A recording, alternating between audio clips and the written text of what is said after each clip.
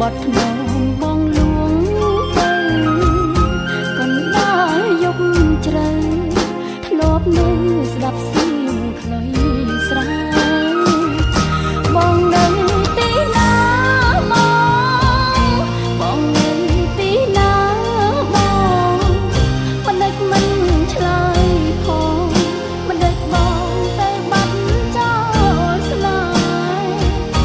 ទោះថ្ងៃបងរ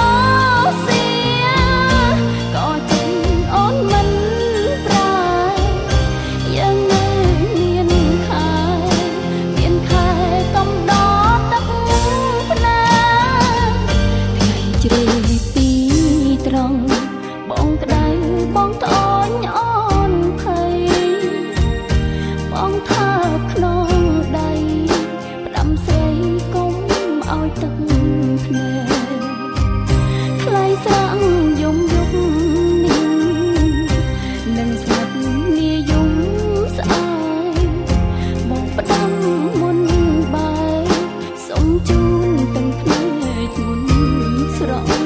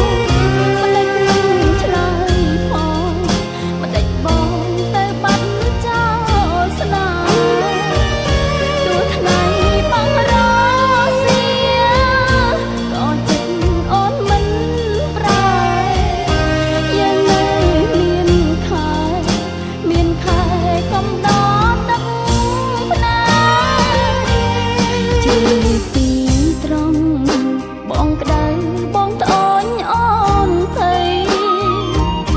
បងថាក្នុងដៃ